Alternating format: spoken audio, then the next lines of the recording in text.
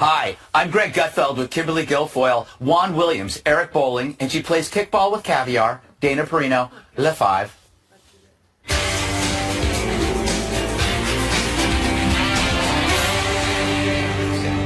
A big-time drug dealer just commuted by President Obama crashed his car into another driver while fleeing a drug deal involving a kilo of coke.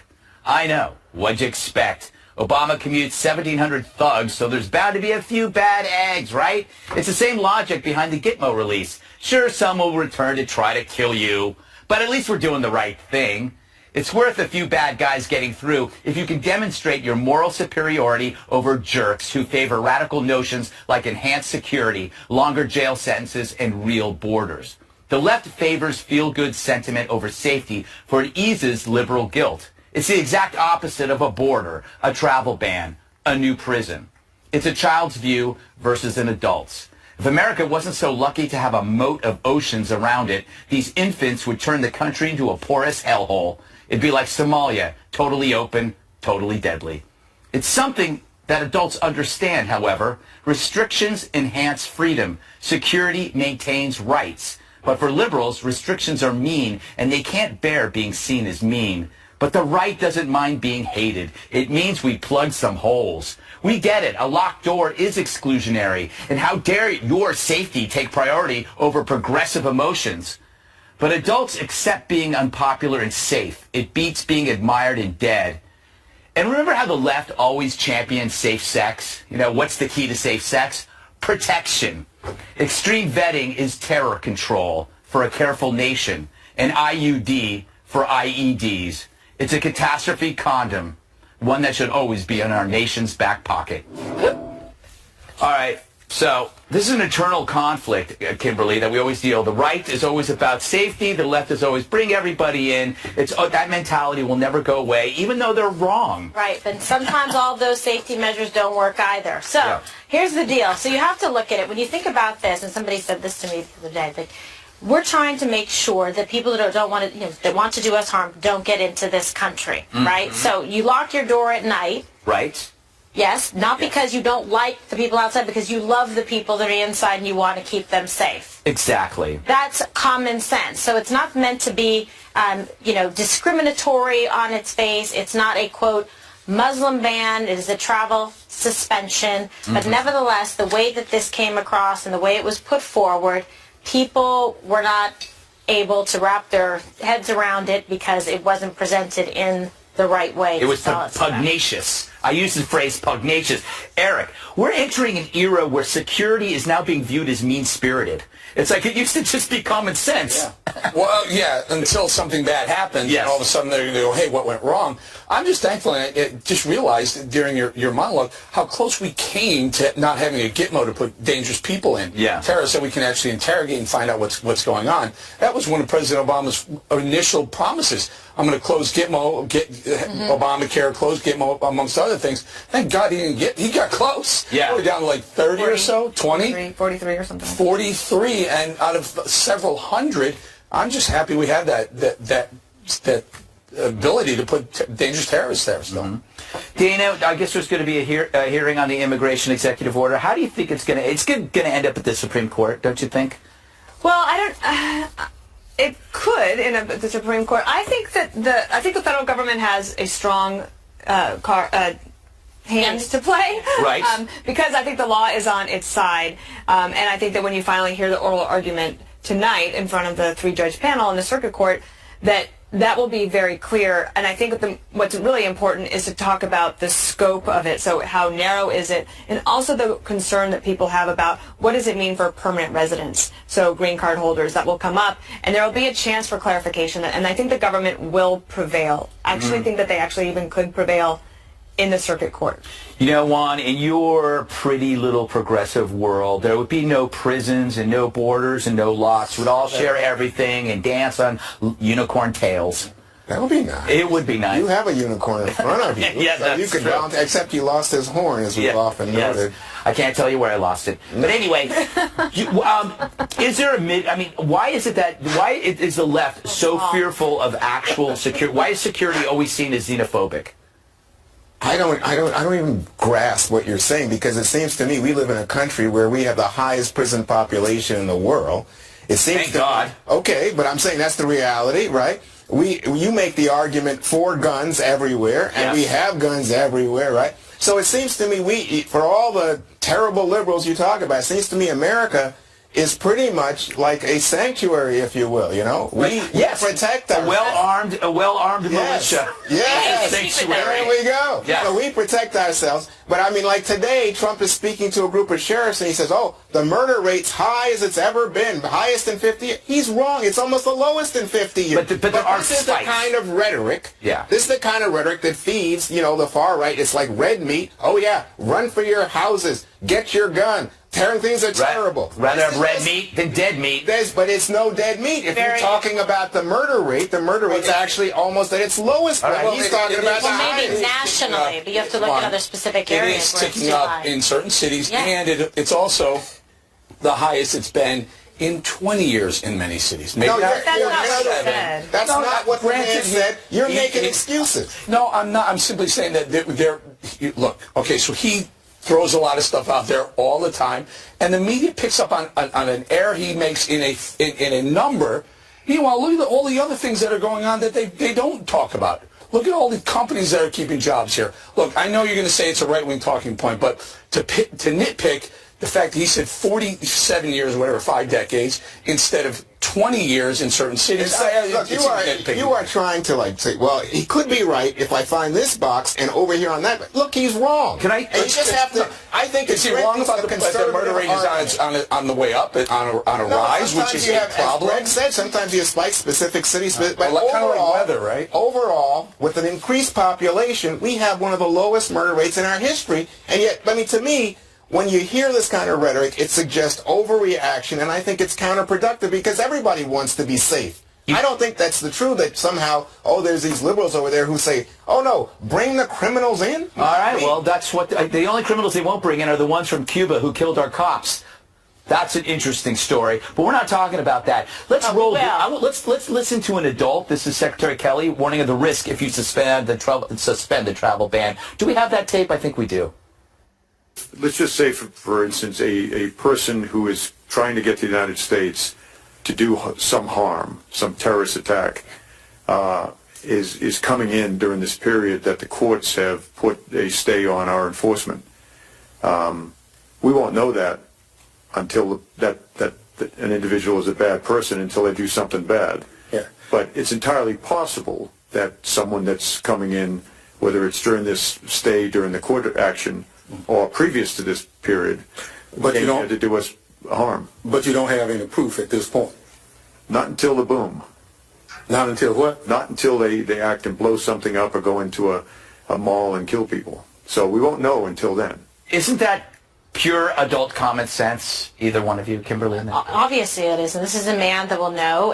He has a first-hand experience in all of this, and he's very well regarded in terms of his level of expertise. So when he comes forward and offers this testimony, you take it seriously. And he has a nice way of explaining it and laying it out, including boom, which is, do you want to wait for the boom? Do you want to wait for the terror attack here on U.S. soil? Do we need more of those to highlight the example, the importance of what we're trying to do here? And the point being this, do you wait until you look back and say, wow, what did we do wrong? Trump has said, let's do this in advance of that. That's why the travel ban came down so fast, so that terrorists who wanted to be terrorists, ISIS, who said they're going to infiltrate a refugee system, didn't push people through the system very quickly before a temporary travel ban was in place. You know who actually waited for the boom? Europe. Europe waited for the boom. Now it's booming all over Europe, and they're going, what do we do? Now, how do we stop it? The problem is you can't. You can't put that toothpaste back in the tube. They're already out there. They're already throughout Europe, and they're going to continue to hear the booms. We're just trying to hold off on the booms. Well, it's spreading because of the open borders in Europe with the economic European community, You know what the curse is, Dana? Is when you prevent the boom, you don't get the credit, right? So it's like, let's say you've stopped, what we're trying to do is stop the booming.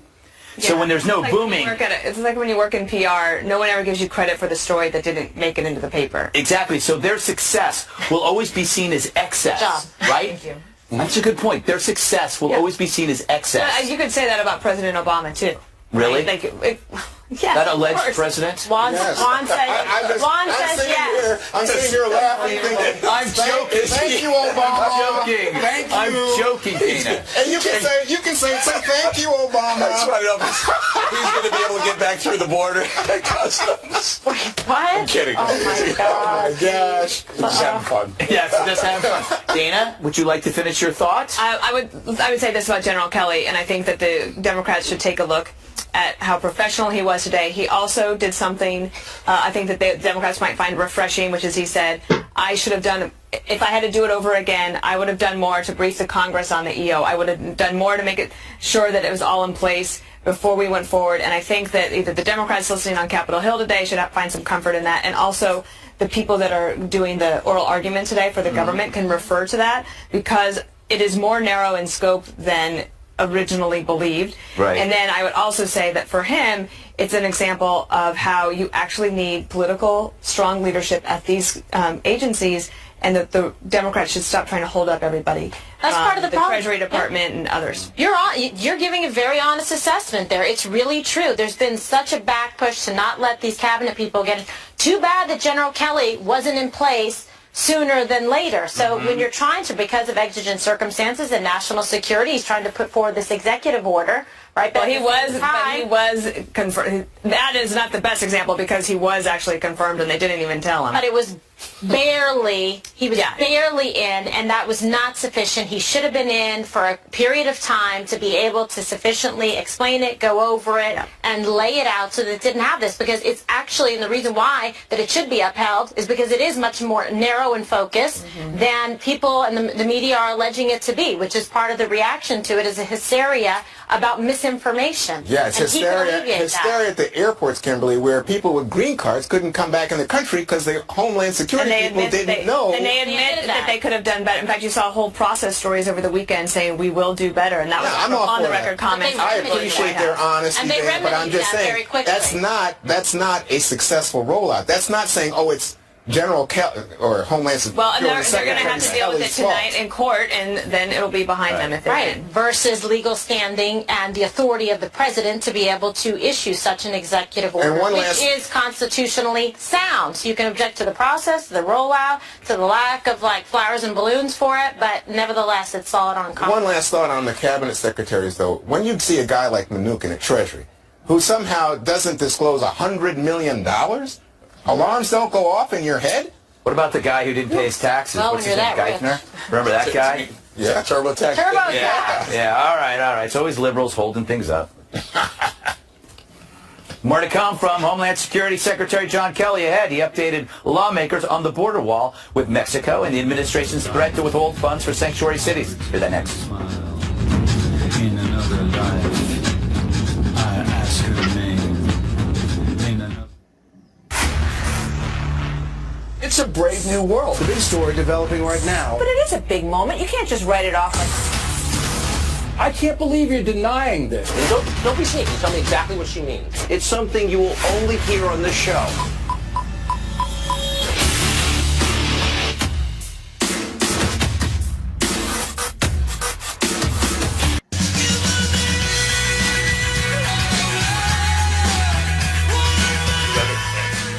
You're right.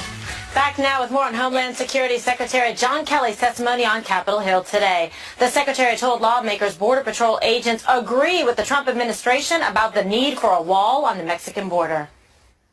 They very definitely said, yes, sir, we need a physical barrier backed up by people like us, meaning CBP, and local law enforcement, with technology where it's appropriate. What's your timeline, do you think, that you'll have it secured? Well, I mean, it's hard to say. It depends actually, on funding and all the rest of it. But I'd like to see that we would be well underway within 2 years.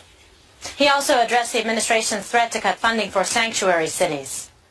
If we are giving grants to an organization, to a police department or a city, specifically to help us in the execution of say ISIS mission, and that is not being done, it would seem to me there's no point in then giving grants to the city to execute that. But again, if we're specifically giving grants for cooperation for removal of illegal aliens, and a given department city is no longer doing that, it seems irresponsible for me to continue giving them money. Okay, so what do you make of his analysis on this? He's been consistent, Eric, saying that he thinks they would like to be up within 2 years, or at least a significant, portions of it that are the most problematic. Yeah. 2 years seems very, very optimistic, and I know they keep promising to get it done in 2 years. I've never seen anything built in 2 years, especially 1,900-mile border. I just hope it's as General Kelly said, that it was substantially underway. And I think he means certain, you point out the Rio Grande, there's literally traffic that goes back and forth through certain parts of the Rio Grande. Get that at least secured. The money, I don't think, is going to be an issue. $12 to $15 billion on a $4.5 trillion budget, they'll be able to find that. Something I think is important that what's going on, though, when he mentions the holding back funding to cities, sanctuary cities, cities choosing to be sanctuary cities, it strikes me that this is going to go to a court. There's some lower court, a liberal lower court is going to say this is unconstitutional or wrong, and the same thing's going to happen. It feels like this is the Democrat play right now, or the left play right now, where since you have a 4-4 tie in the Supreme Court right now, for example, what's going to happen tonight when the Ninth Circuit listens to this immigration argument, so they will fight it out. If they do find that the stay is in order, then Trump could push that to the Supreme Court, and then it's going to get stuck in a 4-4 tie and go back to the lower court, which just judged that there's a stay on his immigration ban. So the left is playing this very smart. When they can slow walk this nomination for the 9th Supreme Court justice, because they would lose then. So once you're down to 4-4, you go back to the lower courts, and these lower courts are willing to take the liberal side of things. Gee, didn't the Republicans do the same thing to Obama? Yeah. Okay. Yeah. And won, usually. And that's why I actually think it would be a good idea to get the sanctuary city question answered by the court.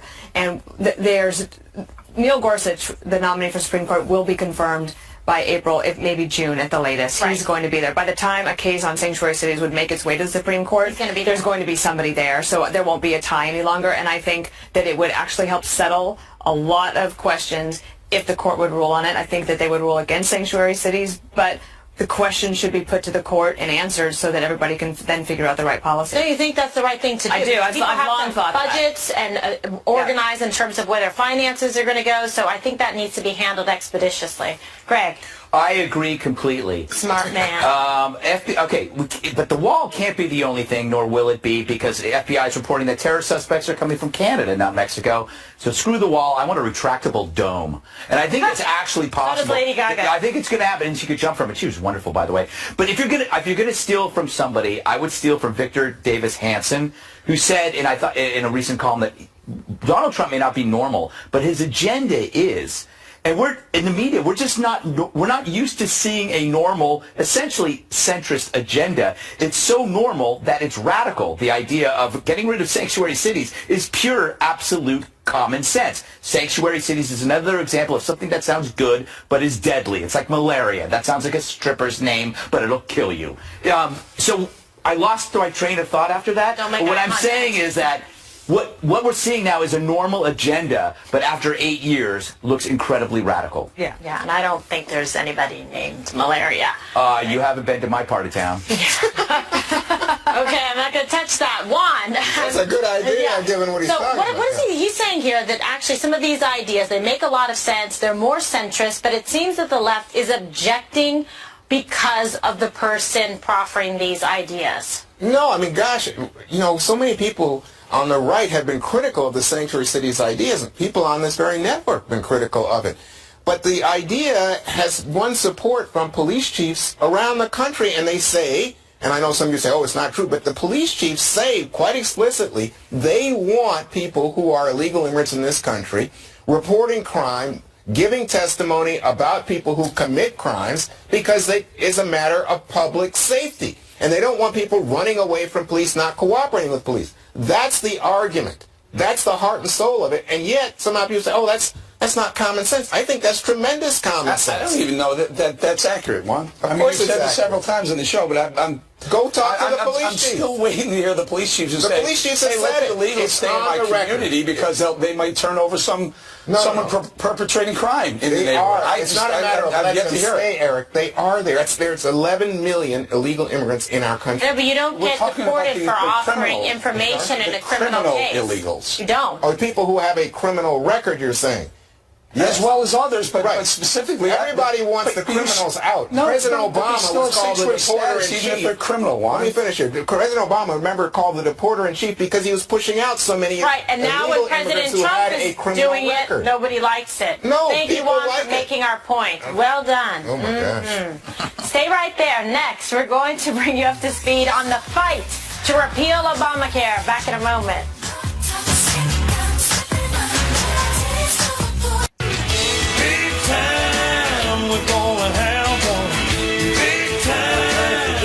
An update now on the Republican effort to repeal and replace Obamacare. There's reportedly concern among some members of the conservative wing of the party that the process is not happening quickly enough. President Trump's indicated the rollout of a new plan could take a while. Maybe it'll take till sometime into next year, but we are certainly going to be in the process. Very complicated. Obamacare is a disaster. Well, when are you going to have Nothing. something ready? And we're going to be putting it in fairly soon. I think that, yes, I would like to say by the end of the year, at least the rudiments, but we should have something within the year and the following year. House Speaker Paul Ryan says lawmakers are acting as swiftly as they can. I think there's a little confusion here. The legislating is going to be done this year. The question is, how long does it take to implement the full replacement of Obamacare? And that's why, honestly, we got to get Tom Price over at HHS, Seema Verma confirmed at CMS, so they can get to work with replacing this collapsing law.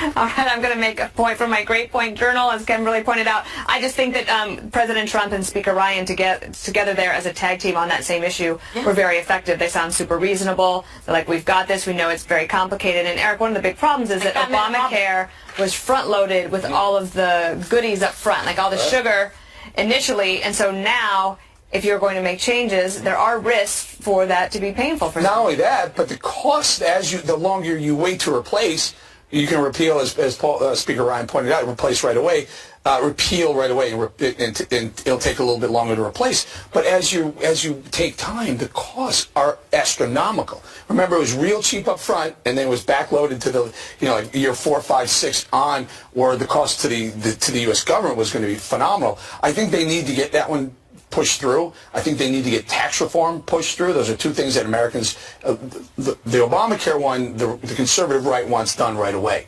The tax reform will ingratiate himself with the entirety of the American population. Do those first. Work on the border wall. Take your time with the border wall. That'll get done over time. That's what I would do. I would focus firstly on tax and Obamacare. One of the things you're already seeing, Kimberly, is that at a lot of these town halls, remember that when the Tea Party went to the Democratic town halls in 2010 and had made their voices known, it made all the Republicans rethink whether they should support at all and in any way Obamacare. They ended up not doing so. Well, now the left is trying to do the same thing to Republicans in their districts, and you're hearing that there's a lot of political pressure from people saying, don't go ahead and make changes to the law, but don't change my benefit. Right. Well, I mean, I think that both are possible.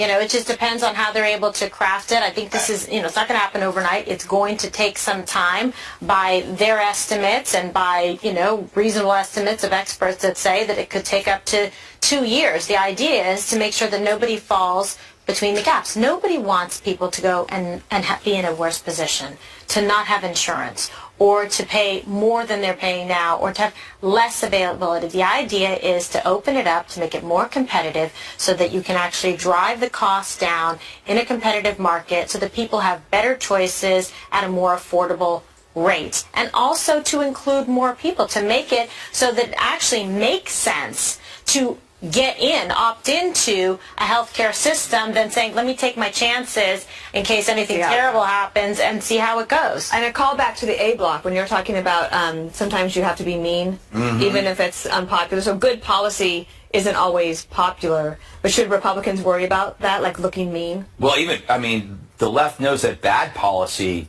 can be successful. Let's face it. Imagine digging a hole about the size of this table, a deep, deep hole, and pushing an elephant into it. That's Obamacare. It's a horrible idea. An elephant is GOP. Yeah, but an elephant can't get out. It's an irreversible problem. That's a government program is harder to dismantle than a bomb. I mean, you put the elephant in, you can't get it out. He knew that it was bad. I even said it was bad, I believe. Didn't he say that there were a lot of mistakes? There was a lot of problems with Obamacare, but once it's there, Bill Clinton did.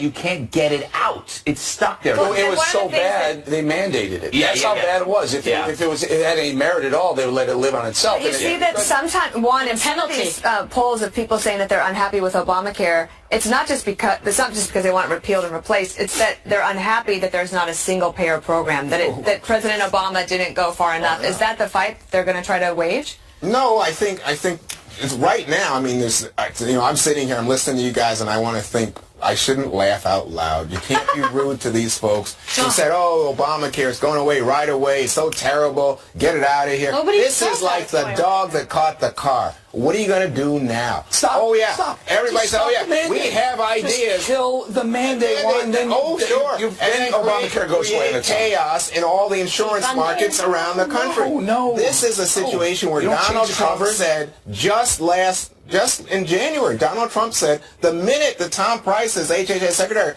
it's out of here. In a couple of days, it's out of here. Well, now, here's February, and you have Republicans privately complaining, hey, this is going to be Republican Trump care, and we are going to be weighed down by this thing for all time, and we don't have a solution. If you simply remove the mandate now, then costs will start to cost more. That's and then you come in with a better option to replace it. If you want a reading assignment that takes Eric's point and expands on it, but there's 14 points that Michael Cannon writes about in National Review today that could be taken right away while all the rest of the stuff gets worked out. So that's your reading assignment for tonight. But don't go away. President Trump's daily battle against the media is what CBS reporter Scott Pelley calls divorce from reality.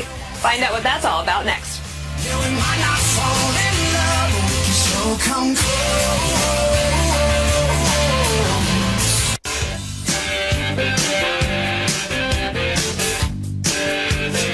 President Trump's not letting up on the media, calling out the press again today for their grossly biased coverage of the administration. Listen. I happen to know how dishonest the media is. I happen to know that stories about me that should be good or bad, I don't mind a bad story if it's true, but I don't like bad stories. Stories that should be a positive story, when they make them totally negative, I understand the total dishonesty of the media better than anybody. And I let people know it. I mean, the media is a very, very dishonest arm. Well, that dishonest mainstream media keeps proving his point. President Trump told the U.S. military audience that there have been terrorist attacks that no one knows about because the media choose not to report them. It has been a busy day for presidential statements divorced from reality. As we know, there's since 2000 been a couple dozen suspicious deaths of journalists in Russia who came out against the government there. Donald Trump has made no secret about going after journalists and his distaste for any news that doesn't agree with him here. Do you find that this is a dangerous path he is heading down? So ridiculous. Yeah, take it, Casey. I'm just shocked that she would do that. I see the how do you have a job when you say things like she's that? She's playing that, the whole Putin thing, but still, you've equated something bad happening and pointing it towards President Trump. Saying that journalists are going to be murdered here, KGB style. But however, Trump agrees with her because he said we kill people. Didn't he say the same thing? You were absent. I know, but I'm just making a leap. By the way, I will say that Trump is someone, but that was a good point.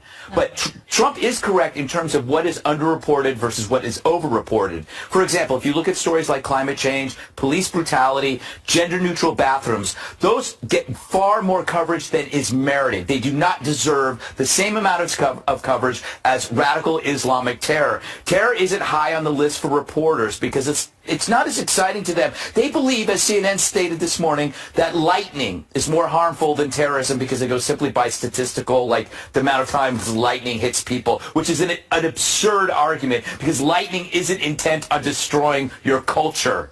You know what blows me away, Juan? The media, the left media, the mainstream media is making such a huge thing out of President Trump saying it's okay to be at least friendly with Vladimir Putin. It's not a horrible thing to have such a contentious relationship with him. Meanwhile, Hillary Clinton and Barack Obama sold 25% of our uranium production to Russia. You want to talk about a close relationship? That was a close relationship with Russia.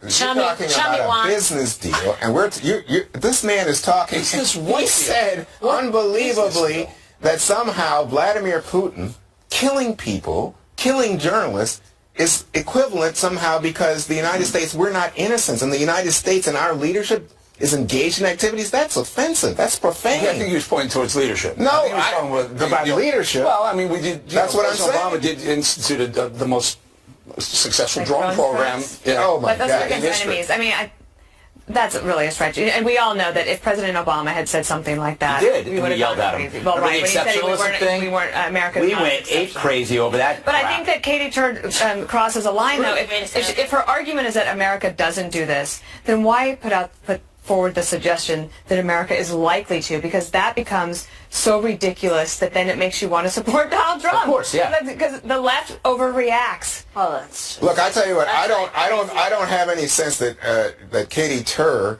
was talking about something literal. I think she was saying, hey. So he uses this kind of language. He suggests, though, and he certainly is angry at the media. The idea that they put out this list. See that? They you put don't out give this. the president the benefit of the doubt, but you want to give it to her. But No, I give the president. Believe me, I give President Trump benefit of the doubt all the time, Kimberly. But I'm saying to you right now, when he puts out a list of 78, it says the media is complicit. They have their reasons for not covering. Greg, cable news lives for terror incidents. That is not. It is absolutely CNN true. devoted almost years on police brutality. They ginned up enough hatred towards the cops that the cops couldn't do their job. Meanwhile, they're doing specials on climate change based on faulty climate models. Meanwhile, terror is exploding. Terror all over all day. We cover it. But the exception would be when something happened in Quebec City the other day. Oh, but it wasn't a Muslim who did it. Oh, that doesn't get covered. I got covered. No, it didn't get covered very much. I saw it in the news. No, how about what happened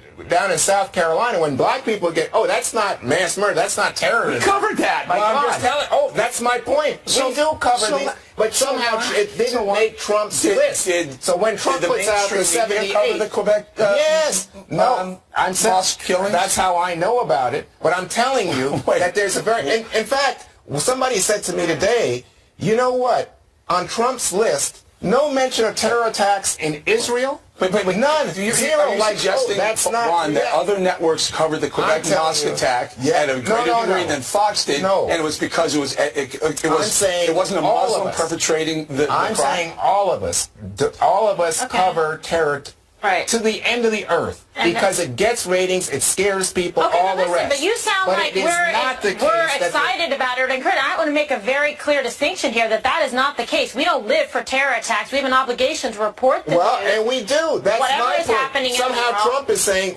the media is complicit. They have their reasons, he says, for not reporting. I'm telling you, it has to do with context. We live in a world right now where the media doesn't believe terror is high on the priority list. They stated clearly. Right. President Obama has said that lightning is more dangerous than terrorism. Alison Camerata said it today on CNN, parroted the same thing. The media believes that certain things like climate change, gender-neutral bathrooms, bullying, the glass ceiling, all these things are more important than us reporting terror. What you're making is a superior argument to putting out a list of 78 terror attacks that were covered. Like that is a much better argument that the White House could have. And the mainstream media, every time there's a terrorist attack, then they turn it into a push for gun control. And does anyone want to talk about 580 convictions for terror acts in the United States since 9/11? What's particularly offensive is here that you have journalists who go out and actually cover. Right. On the ground. And they risk their lives. That's right. I agree. And somehow President Trump is saying, oh, no, they don't want it. They have their reasons. Like somehow the media is the enemy. All right. We need to go.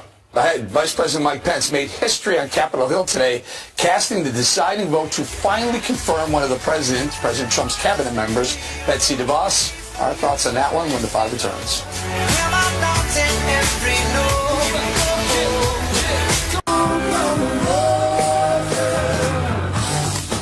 It's never happened before in U.S. history. Today, a vice president made his way to Capitol Hill to cast a tie-breaking vote to get a cabinet nominee confirmed. Mike Pence broke the 50-50 tie in the Senate on the vote to confirm Education Secretary nominee Betsy DeVos. On this vote, the yeas are 50, the nays are 50.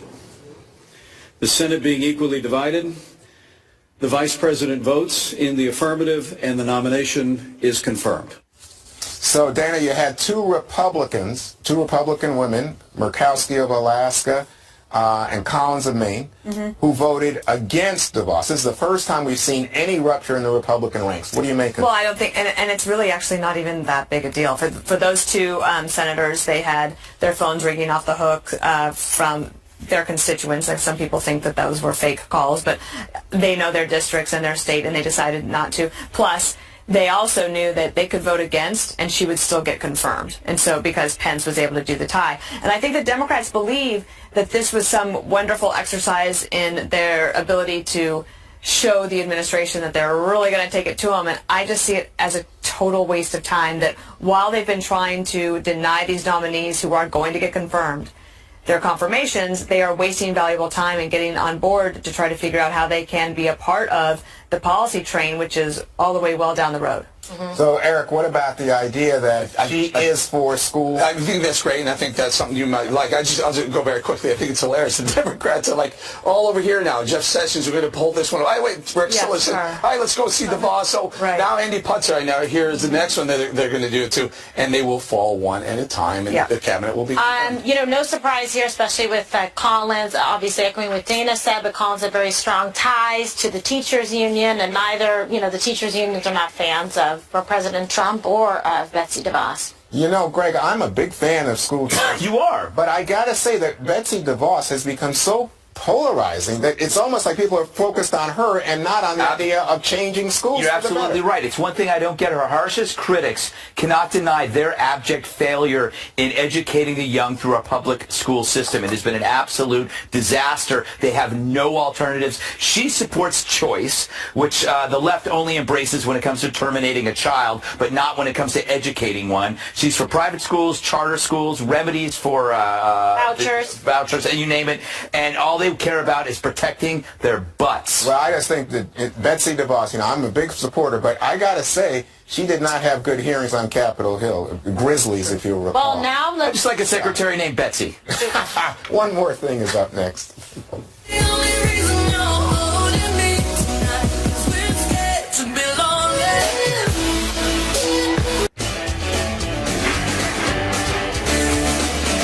Right. One more thing, Eric. Okay, Representative Maxine Waters has been calling for Trump's impeachment. Now, I looked up impeachment. The grounds for impeachment are treason, bribery, high crimes, and misdemeanors, not just that you don't like the guy. Right. That said, take a listen to what she had to say. How can a president who is acting in the manner that he's acting and knowing that he's responsible for supplying the bombs that killed innocent children and families in Aleppo, and the fact that he is wrapping his arms around Putin while Putin is continuing to advance into Korea. Crimea, not Korea. Congratulations, California's 43rd. There's your congresswoman. That just really bugs me out. Happens to all of us. Yes, it does. For example, Greg's awesome news. So get this. 10 years ago today was my first day on the job at Fox. If you want to see how bad someone could really be on their job, look at this. Hey, this is Red Eye, a new show about politics, pop culture, and macrame. It's kind of like Larry King, but without the dead guy. And I'm Greg Gutfeld. First thing we're going to talk about, since this is our first show, porn. Nothing's changed. I can't believe I'm still here. I can't believe you didn't get fired. Yes. I'd like to thank some people. What job? Shouldn't you be fired by now? What's your usual, how long you last? I've outlasted Men's Health now. I'm at 10 years. So this is your longest 10 years somewhere? Yeah, I think, wow. Yeah. Congratulations. Amazing. Oh, we'll take anyone. Yeah. Speak for yourself. All right, Juan. Well, it's safe to say former President Obama is enjoying his retirement. News pictures show the former president on vacation in the British Virgin Islands with Richard Branson and trying a new activity, kiteboarding. He told Branson he hadn't been surfing in 8 years, something he truly loved. So before trying kiteboarding, Obama spent 2 days studying, even practicing flying a kite. Oh. Once on the water, a lot of falling, as you see, and even a race between the two, which Obama won. But Branson said, after all Obama's done for the world, he couldn't begrudge him a well-deserved win. It's something. That was nice. The strings are always being pulled. Dana? Well, I want to welcome to the world a cute little fella named Paxton Leo Allen Perino. He was born to my cousin Preston and his lovely wife Nicole last Thursday in Rapid City, South Dakota. They live in Newcastle, Wyoming, and he's a sweet little cowboy, and I just can't wait to meet him. Aww. Pretty cute. That's my cousin Preston. Adorable. Adorable child. Kimberly. All right, well, we've got a new book that's out here in the Fox family by Todd Sarns, our good friend, and it's called The Deplorables Guide to Making America Great Again. And Todd reports from the front lines of the culture war in America. It's a great read, and you can check it out at deplorablesbook.com. What's your favorite chapter, Kimberly? Chapter 15. Would you like me to read from it while you stare at me mesmerized? Yes, I would. Okay, perfect. Please start. All right, here we go. Right now. Okay. All right. So Anyway. after yelling at us that we had no time, they want us to now stretch, and we have nothing left to say. Your 10 years is coming. It's August. August. I'll be here 10 years. Yes. Yep. We have to have a 10-year party of some kind. What are you going to do for me? I've been here 20 years. 20 years at Fox? 1997. We haven't driven you crazy yet? Oh, wow. You're working on it. I must say, they're You were working here at the start. Just basically. Wow. Right. Crazy times back then, huh? All right, set your DVRs so you never miss an episode of The Five. That's it for us. But not really. Special O'Reilly. Report is next. Oh, Roland O'Reilly. Roland O'Reilly.